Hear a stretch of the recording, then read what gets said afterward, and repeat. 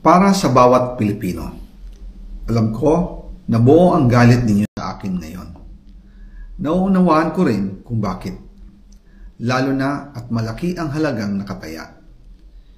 Pero bago kayo humusga, hayaan ninyong ipaliwanag ko ang buong katotohanan.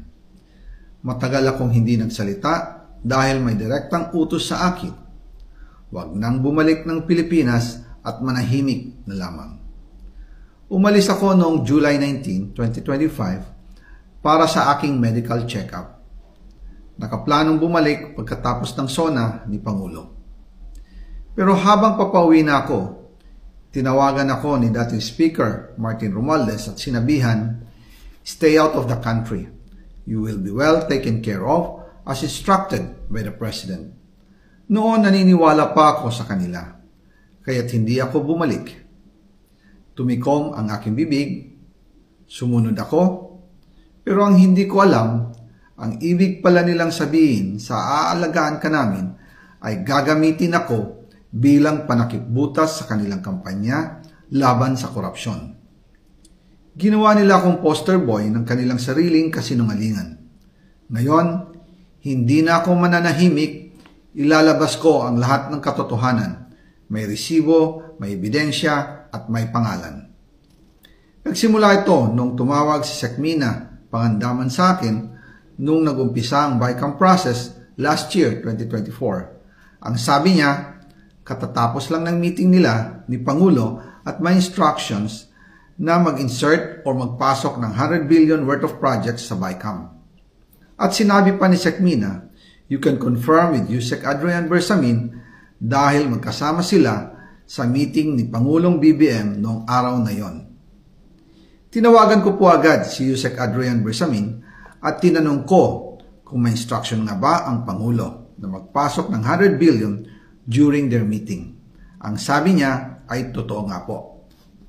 Right after our conversation, tinawagan ko po si dating Speaker Martin Romualdez at nireport ko ang instructions ng Presidente to insert the 100 billion projects. At sinabi niya sa akin, what the President wants, he gets. After ng ilang araw, nag-set po ng meeting si Sekmina Pangandaman at Yusek Adrian Bersamin sa amin ni dating Speaker Martin Romualdez sa Aguado Building in front of Gate 4 ng Malacanang at nandun din po si Yusek Jojo Cadiz. During the meeting, binigay po ni Yusek Adrian Bersamin ang listahan na worth 100 billion. Tinanong ko po si Yusek Adrian kung saan galing ang listahan. Ang sagot niya, galing kay PBBM mismo at binigay niya ito mula sa brown leather bag.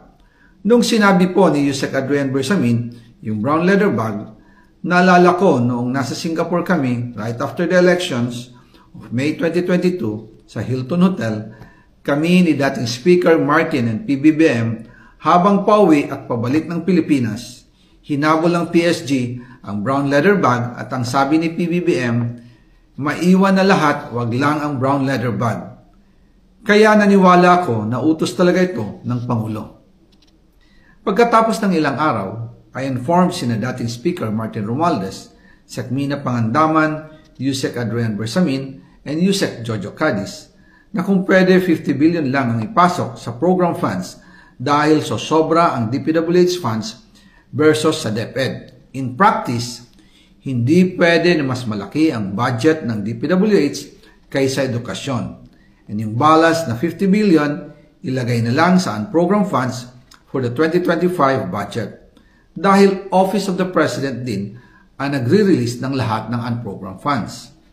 Pagkatapos ng isang araw, tinawagan ako ni Sekmina at sinabi ang mensahe ng Pangulo. Ipasok ninyo yan dahil pinangako na sa akin ni Speaker Martin yan at hindi na pwedeng baguhin. Kumbaga, ang utos ng hari hindi pwedeng mabali. Again, I informed the Speaker and asked clearance about the instructions ng Pangulo. At ang sabi niya, wala tayong magagawa. Kaya po nagtataka ako kung bakit sinasabi ni Pangulo na hindi niya makilala ang budget. Samantalang lahat na binawas at dinagdag sa mga ahensya ng gobyerno ay humihingi ng approval sa kanya si Sekmina Pangandaman.